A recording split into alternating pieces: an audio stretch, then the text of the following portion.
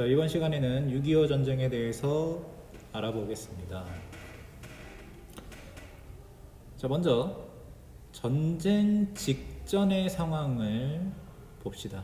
그러니까 남북한이 전쟁 직전에 어떤 움직임을 가졌는지, 어떤 상황이었는지 봐야겠죠. 자, 우선 대한민국 정부 수립 이후에, 북한도 북한 정권이 수립이 된 이후에 미국과 소련은 각각 한반도에서 철수하게 됩니다. 소련군은 1948년 12월, 미군은 1949년 5월에. 하지만 남북한은 전쟁 이전에도 38도선 부근에서 크고 작은 무력 충돌을 벌였습니다. 큰 전투에는 거의 대대급이면 거의 1000명 넘는 인원들이 참여하는 전투도 일어났다고 합니다. 그러니까 육탄 치룡사 이런 이야기가 우리나라 군대에 있는데, 그 육탄 치룡사는 한국전쟁 때 이야기가 아니고 한국전쟁 이전에 그 남북한의 국지전 상황에서 벌어진 일이라고 해. 그래서 이렇게 크고 작은 무력 충돌을 벌였는데, 당연히 남북한은 이 기간 동안 적대감을 표시했겠지. 싫으니까 적대하니까 국지전을 했을 거 아니야. 남한은 호언장담에 그쳤어. 개전 후에 7일 안에 북한을 제압 가능하다. 참모총장이 이런 얘기하고, 국방장관은 전쟁이 나면 점심은 평양에서 먹고 저녁은 북한의 북쪽 끝인 신의주에서 먹을 수 있다. 이런 식으로 호언장담을 했단 말이야. 그리고 북진 통일을 외친 거는 덤이겠지. 이제 무력 통일만을 외쳤단 말이지.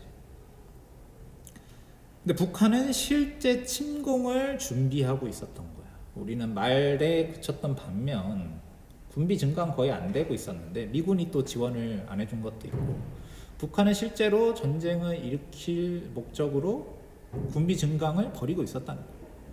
그래서 소련과 중국에게 군사 지원을 받았어. T-34라는 당시 전차를 소련에게 200대 넘게 받기도 하고, 또 국공내전이 끝난 이후에 그 국공내전 이전에 일본군과의 싸움 이런 걸 겪으면서 정예군으로 거듭된 조선요원군 5만여 명이 중국에서 북한으로 이동하는 등 군사 지원을 아주 빵빵하게 받았단 말이지. 그리고 김일성은 여러 차례에 걸친 요청 끝에 소련의 승인을 받았단 말이야. 전쟁을 일으켜도 된다는 소련의 승인을 받아냈어.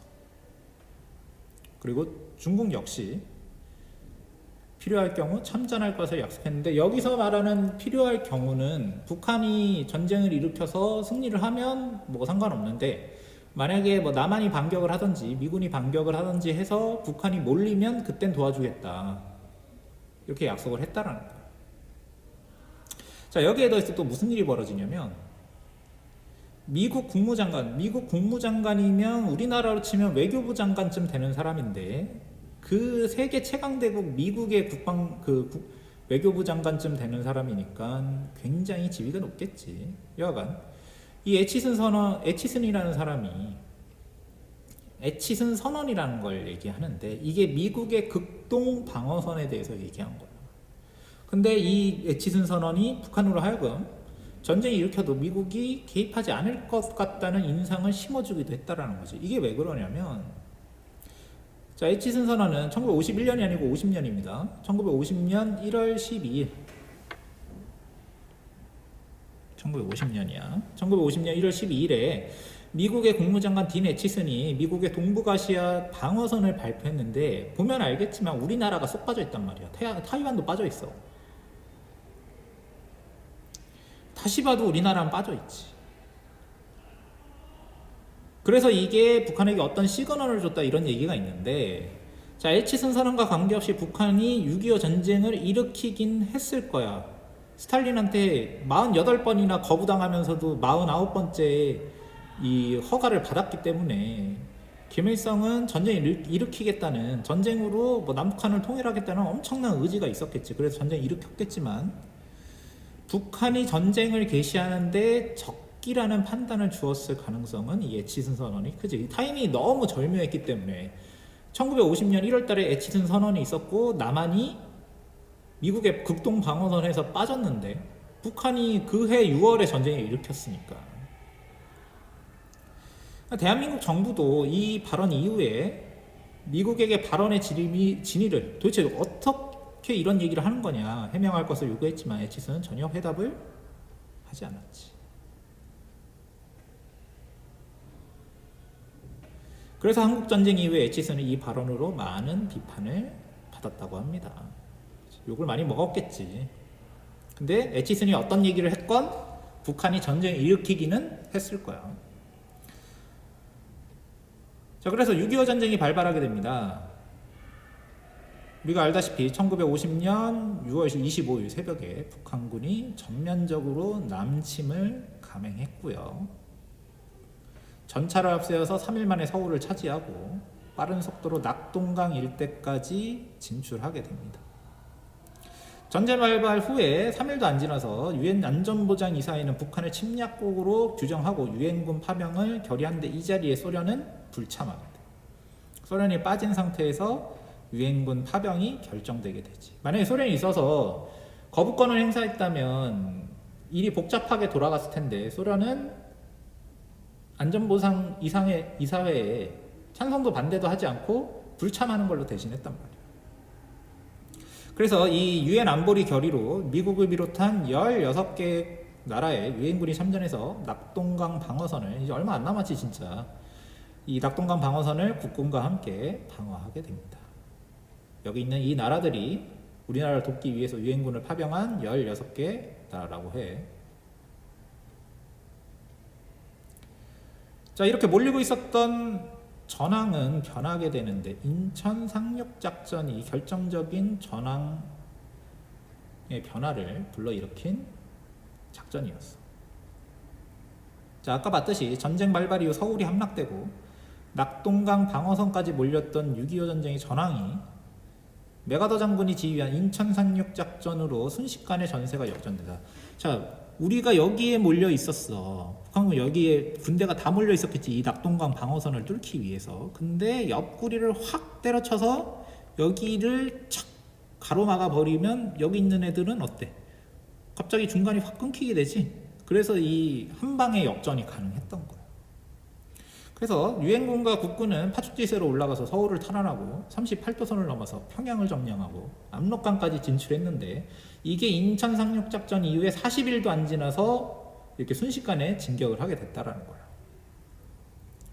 그래서 역으로 이렇게 전세가 불리해지니까 북한은 중국의 도움을 요청하게 됩니다. 중국이랑 약속한 게 있었잖아.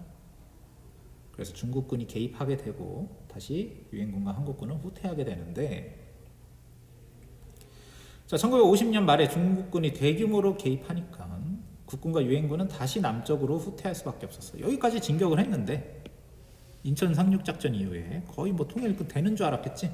하지만 중국군이 가세를 하면서 유엔군과 한국군은 국군은 후퇴를 하게 되는데, 자, 왜 이렇게 몰렸냐?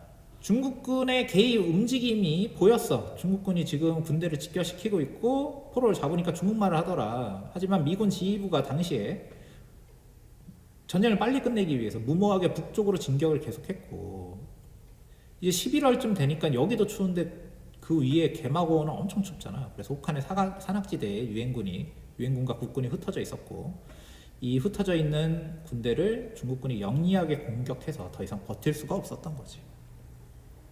그래서 다시 서울을 빼앗기고 한강 이남으로 물러나게 됩니다. 이것을 일사후퇴라고 불러. 자, 전쟁 초반과 다른 건 뭐냐? 무질서한 후퇴는 아니었어. 군대 입장에서는. 그리고 전략적인 작전상 후퇴였다는 거야. 그러니까 뭔가 다시 재정비를 하기 위해서 일부러 밑으로 후퇴를 했다라는 거지. 자, 유엔군과 국군은 방어선이 최대한 짧게 형성되고, 그래서 전열을 정비하기에 유리하고 중국군의 진격 능력이 한계에 도달하는 지점을 예측하고 그곳까지 후퇴를 한 거야. 왜냐하면 중국군도 걸어서 진격을 하고, 어쨌든 군대는 진격을 하면서 여러 가지 것을 소모하기 때문에 진격 한계선이 존재하는데 그 진격 한계선에 맞춰서 방어선을 형성한 거지. 그래서 전열을 정비한 유엔군과 국군은 중국군에 반격해서 이제 다시 중국군이 이제 올릴 차례란 말이야. 다시 서울을 1953년 3월에 탈환을 하게 됩니다. 근데 저번처럼 막 쭉쭉 밀고 올라가지는 못하고 전선은 38도선 부근에서 교착 상태에 빠지게 됩니다. 그래서 그전처럼 급격한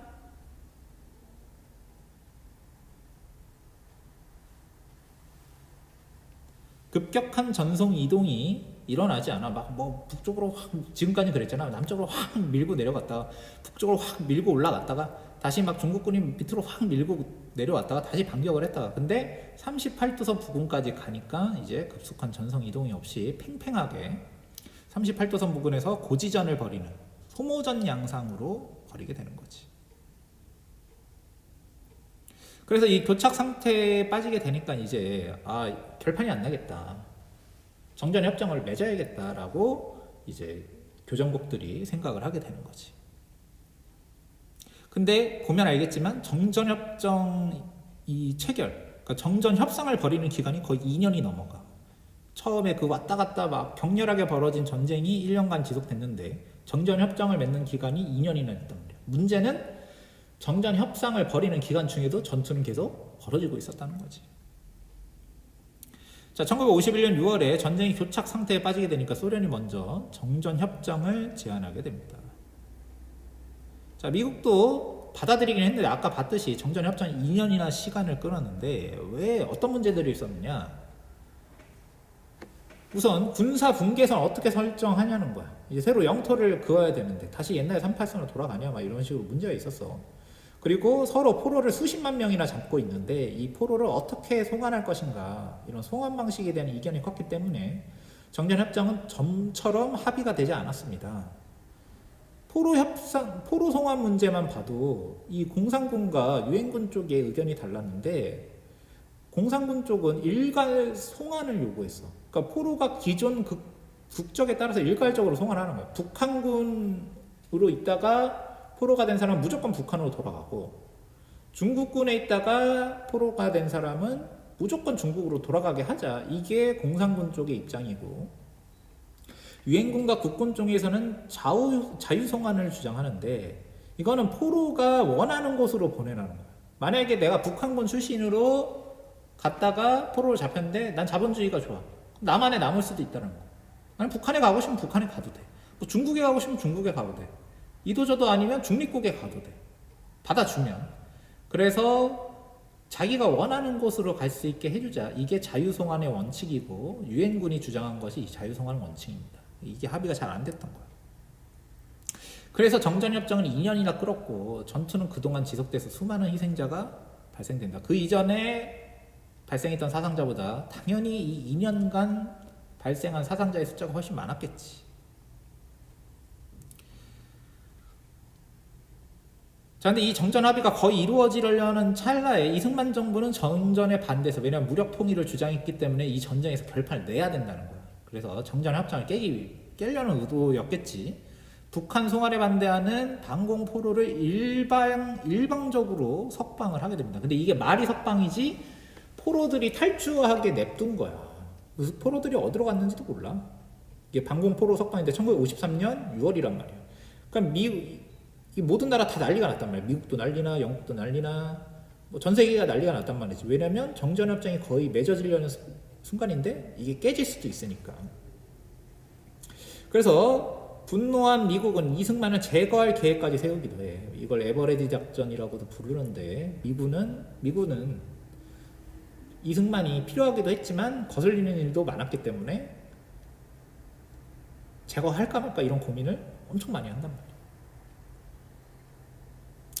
그래서 성사 직전이던 정전회담이 거의 깨질 위기에 빠지긴 했는데 너무 많이 싸웠나봐. 그래서 공산 측에서도 이걸 대충 넘어가 줬어. 그래서 결국 회담이 시작된 지 2년 만인 1953년 7월 27일에 정전협정이 체결되게 되었고, 이런 내용으로 정전협정이 체결되게 됩니다. 핵심 내용은 이 정전협정을 잘 지키는지 감시하기 위해서 중립국으로 이루어진 중립국감독위원회가 결성이 되고, 군사정전위원회에서 또 이 정전협정을 관리를 하게 되고, 그러니까 한반도, 그러니까 북한과 남한 사이에 이런 문제가 생겼을 때 군사정전위원회에서 관리를 하는 거죠. 물론 제대로 관리는 안 되지만 어쨌든 정전협정문에 이렇게 되어 있어. 그리고 비무장지대를 설치하는 건데, 비무장지대는 여러분들이 많이 들어봤을 거야. 이 휴전선, 1.5km, 남북으로 1.5km씩.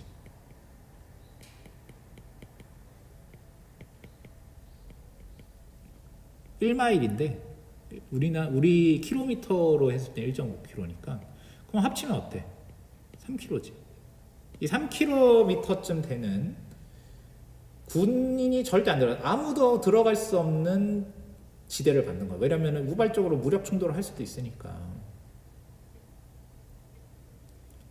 이 비무장지대를 놔서 서로 남북한이 충돌하지 않도록 선을 그어 놓은 거지. 근데 이제 이게 정전협정이 잘 안 지켜지는 게, 분명히 이게 군사분계선 1.5km, 남북으로 1.5km, 총 3km 간격으로는 군인이 못 들어가는데, 북한도 그렇고 우리나라도 그렇고 GP라는 옆에 보이는 이런 기지를 설치해서 군인들이 들어가 있단 말이지. 나중에 이 GP를 다 해체하자라는 게 최근에 남북한이 합의한 거지. 잘 지켜지고 있다가 요새 좀 뭐가 안 되고 있다는 얘기가 있는데 잘 지켜지길 바라야겠지. 자, 어쨌든 미국은 이승만 정부가 정전에 반대하고 있었기 때문에 이를 설득하기 위해서 한미 상호방위 조약과 경제 원조 등을 약속하면서 이 정전협정에 찬성하도록 이끌어냈다라는 거지. 그래서 결국 이 정전협정으로 전쟁이 끝나게 되는데, 자, 배웠던 내용을 정리를 하자면, 자, 먼저 북한군이 1950년 6월 23일에 기습적으로 남침을 해서 이 낙동강 방어선까지 한 번에 쭉 밀고 내려가지. 3일 만에 서울을 함락을 시키고.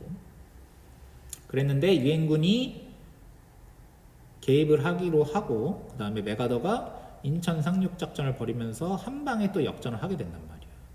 그러니까 이게 북한군 최대 남침선이 9월인데 이게 치고 올라간 게 10월이란 말이지. 그러니까 아주 전선이 아주 순식간에 변하게 된 거지.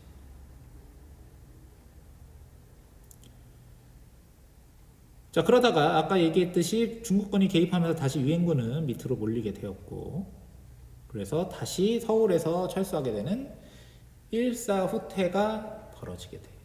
그 다음에는 다시 유엔군이 밀고 올라와서 이 휴전선 부근에서 계속 전투를 벌이는 와중에 정전협정을 해서 결국 정전협정 2년간의 정전협상 끝에 정전협정이 맺어지면서 6.25 전쟁이 일단은 마무리가 되게 되는 거지. 자, 그럼 이 한국전쟁의 피해는 어떠했으며 어떤 영향을 주었는지도 우리가 봐야겠죠. 자, 한국전쟁은 대규모의 국제전이었으면 서로 동원한 병력만 해도 수백만에 달한단 말이야. 그리고 당시 초강대국이었던 미국, 중국 등이 직접 참전했고, 아마 소련도 일부 참전을 했을 것으로 추정이 돼. 소련은 공식적으로 참전한 바가 없지만 전투기 조종사 이런 핵심 인력들을 지원해 준 것으로 추정이 됩니다. 그래서 이 전쟁으로 군인과 민간인을 합쳐서 수백만 명이 희생이 됐다. 남한과 북한 각각 민간인이, 남한 같은 경우에 거의 100만 명 가까이 99만 명이 희생이 되고 군인은 62만 명. 북한은 민간인 150만 명에 군인 64만 명. 근데 문제는 남북한이 중요한 게 아니고 남한 북한 다 우리 민족이잖아. 그럼 이게 합치면 우리 민족의 피해는, 그치? 남북한 합쳐서 민간인이 250만 명이 죽고 군인이 120만 명. 그러니까 정확히 얘기하면은 사상자긴 한데 그래도 엄청나다. 그리고 중국도 거의 100만 명 가까이 희생자가 있었고 유엔군은 15만 명. 이 중에 한 3만 7천 명 정도 되는, 거의 4만 명 좀 안 되는 인원은 미군 희생자란 말이지. 그래서 수많은 이산가족과 전쟁 고아가 발생하게 됩니다. 근데 이 숫자는 아마 사망자만 아마 친 걸 거고, 다치고 실종된 사람까지 합치면 훨씬 더 많아질 거예요. 자, 그리고 전쟁 중에 이 전투에서 죽은 사람만 있는 게 아니고, 이 민간인이 엄청나게 많이 죽었는데 전투에만 이 사람들이 모두 전투에 휩쓸려서 죽은 사람이 아니고 이 조직적인 집단 학살이 존재했다라는 거지. 그래서 한국전쟁 이후에 이 대규모 집단 학살에 대한 기억은 경직된 사회 분위기를 낳았어. 왜? 지금 양편으로 한민족이 갈라진 상태에서 편을 잘못 들었다가는 죽을 수도 있잖아. 여기 보면은 보도연맹 학살 사건 10만에서 30만 명까지 추정이 되고, 거천양민 학살 사건 1,400명, 그리고 각 형무소에서 수감 중인 자위사관이 학살되고, 국민방위군 사건이라고 해서 이것도 그 우리나라 당시에 남자들을 모아가지고 국민방위군으로 만들어서 예비군 혹은 뭐 군인 이렇게 만들려고 했던 건데, 이게 밥도 제대로 안 주고 한겨울에 끌고 다니면서 잠잘 때도 제대로 안 주고 옷도 제대로 안 줘서 이래저래 해서 굶어 죽고 얼어 죽고 한 사람만 해도 5만에서 8만 명이었다는 거예요. 북한 쪽에서도 마찬가지지. 형무소에서 또 인민군이 학살을 하고, 서울대 부속병원 사건이라든지 혹은 인민재판이라든지, 하여간 북한군이 점령하면 북한군이 학살을 하고, 북한 정부가 학살을 하고, 남한이 점령을 하면 또 남한이 학살을 하고, 이게 편을 막 까딱 잘못 들었다가는 죽을 수도 있단 말이에요. 그러니까 사회 분위기가 당연히 전쟁이 끝난 후에도 경직이 되지. 왜냐하면 뭐 조금만 잘못해도 죽이는 게 일상화가 됐기 때문에. 그래서 이런 두 개의 대전 형무소 사건이 있지. 대전 형무소에서 처음에 전쟁이 일어나니까 여기에 수감되고 있던 좌익 인사들을 대한민국이 학살을 하고, 또 북한이 대전을 점령하는 기간 동안에 또 북한 마음에 안 드는 사람들을 또 대전 형무소에 가둬놨는데, 또 북한이 후퇴하면서 또 여기에 있는 사람 또 북한이 학살을 하고, 미치고 바짝 뛰는 일인 거지. 그치? 이게 사회 분위기가 좋을 리가 없겠지. 이렇게 살벌한 일이 자꾸 벌어지는데, 사람 죽은 게 까딱 잘못했다가 서로가 서로를 죽인 기억이 생생하게 남아있는데 사회 분위기가 정상적일 리가 없겠지. 그리고 전쟁으로 농촌이 황폐화되었고 식량 생산이 급감하게 됩니다. 이렇게 굶어 죽은, 굶고 다니는 사람들 엄청 많았단 말이야. 배고픈 기억이 엄청났던 거지. 그리고 우리나라에 얼마 없었던 공장 및 사회시설, 사회기반시설, 일제시대에 그나마 좀 만들어진 거 다 파괴돼. 그래서 물자가 당연히 부족해졌고, 당연히 이러한 전쟁을 거치면서 민족의 동질감이 약해지고 적대감이 깊어졌겠지. 그래서 이젠 분단이 하루아침에 다시 막 끝날 기미가 안 보이게 되는 거예요. 그리고 실제로 지금 분단된 지 거의 70년 넘어가지만, 70년 이미 넘었지, 통일의 기미는 전혀 안 보이죠. 이런 일모양 요꼴이 된 게 어떻게 보면은 한국전쟁 때문이고, 그치? 그리고 전쟁 일으킨 건 김일성이니까 김일성의 잘못이라고 얘기할 수 있겠지. 자, 전쟁 이후에도 남북은 무력 통일을 주장하며 대립했고, 당연히 사회 분위기는 경직됐고 평화 통일을 외칠 수 있는 그런 분위기가 잘 안 만들어지겠지. 그래서 군사력 증강 경쟁도 엄청나게 벌였습니다. 그리고 전쟁 와중에 이게 밀고 내려왔다가 다시 치고 올라갔다가 다시 치고 내려왔다가 이렇게 오락가락 하기 때문에 당연히 막 끌려간 사람들이 많단 말이야. 근데 우리나라에서 이제 월남자나 월북자에 남겨진 가족들이 있었을 거 아니야. 막 정신없이 막 북쪽으로 도망치고 끌려가고 하다 보면은 가족을 못 데려가니까, 그럼 가족이 없어진 것도 억울한데 이 북쪽에 가족이 있다라는 이유 하나만으로 감시와 차별로 심한 고통을 계속 받고 있었다는 거지. 그리고 이러한 상황을 남과 북의 집권자들, 독재자들이지, 이들은 독재 정치 강화에 이용했단 말이야. 그러니까 분단 해소는 더더욱 어려워지는 거지. 이승만 정부 같은 경우에는 반공을 더 강조했단 말이야. 처음부터 반공이 컨셉이었는데 이제는 국민 자유를 억압하고 독재 체제를 구축했단 말이야. 그러면 이러한 반공 체제의 정당성은 어디서 갖고 오느냐? 북한이 일으킨 6.25 전쟁에서 갖고 온단 말이야. 북한이 이렇게 전쟁 일으켰는 나쁜 놈들인데 조금이라도 북한이랑 뭔가 협조하고 편들고, 아니면 그게 아니라 할지라도 뭐 좀 비슷하면 보이면 다 탄압을 했단 말이지. 자기 반대파에 한해서. 그럼 북한의 김일성은 패전의 책임을 물려서 정적을 숙청했단 말이에요. 연안파 숙청하고 남로단계도 숙청하고 소련파도 숙청하고 자기한테 반대한 사람들은 다 숙청해버렸단 말이지. 그래서 김일성만 남아있는 이런 유일체제를 확립하게 되는 거예요. 남과 북이 똑같단 말이지. 자, 그리고 남한에는 한미 상호방위조약으로 미군이 주둔했기 때문에 지금도 미군이 우리나라에 2만 명 넘게 주둔하고 있어. 그리고 지금은 아니지만 몇십 년 전만 해도 이 미군을 통해서 미국의 문화 이런 것들이 들어왔고, 또 미군을 위한 방송을 AFKN이라는 방송이 있는데, 라디오와 TV가 있는데, 이게 우리나라 사람들도 어쨌든 영화만 되면 성취가 가능하기 때문에 이 방송을 통해서, 미군 방송을 통해서 대중문화를 접하고, 미군 무대에서 실력을 갈고 닦은 가수들이 미국의 팝 문화를 들여와서 우리나라의 대중문화에 영향을 미쳤단 말이지. 그러니까 우리나라가 지금 판소리 같은 건 옛날 전통 음악을 하는 게 아니고 이제는 미국 본토에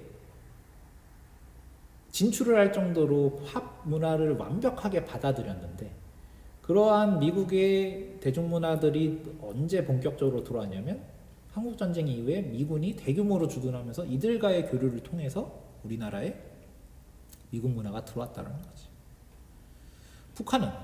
북한은 당연히 중국의 참전으로 나라가 망할 뻔한 게 구해졌기 때문에 우리나라는 반대로 미국과 유엔군이 참전해서 그렇게 됐듯이 중국의 영향력이 당연히 커졌겠지. 뭐 지금만큼은 아니지만 지금은 뭐 북한은 거의 중국에 매달려 있다시피 한 한국이지.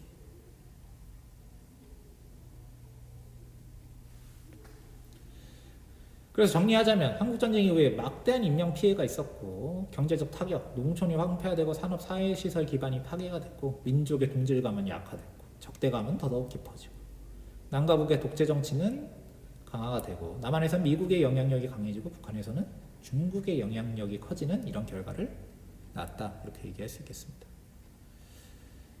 자, 그 다음에 한국전쟁 이후에 그러면 우리나라의 생활은 어떻게 변화했느냐. 우선 전쟁 이후에 인구의 상당수가 도시로 이주했어. 왜냐면 더 이상 이제 시골에 살 수 없는 사람들이 많았고, 뭐 오락가락, 그러니까 고향을 떠나서 피난 가는 와중에 도시에 정착을 하게 되면서 이 도시에 계속 자리 잡고 사는 사람들이 많았단 말이야. 그래서 이 서울과 수도권의 인구 증가율이 50년대 엄청나게 컸었지. 도시에 인구가 집중되긴 했는데 사람은 많아졌는데 기반시설 당연히 부족해. 뭐 쓰레기를 버릴 곳도 없어, 뭐 물건 살 곳도 없어, 교통수단 부족해, 병원도 없어, 잘 곳도 없어, 집도 없어. 그래서 이런 주택난, 교통난이 심해졌고 사회 간접자본이라는 건 거의 존재하지 않기 때문에 기반시설이라는 건 전혀 존재하지 않아서 대부분 판잣집 같은 열악한 환경에서 지내게 됐습니다. 그래서 서울에 지금도 판자촌이 많은데 한국전쟁 이후에 형성된 곳이 엄청나게 많지. 그리고 시골에서는 전통적인 촌락 공동체라든지 대가족 중심의 가족 공동체가 계속 이어져 왔는데 이제는 완전 악화가 돼버렸지. 그리고 이 핵가족화된 집에서 여성의 역할은 커지게 됩니다. 오늘은 여기까지 하겠습니다.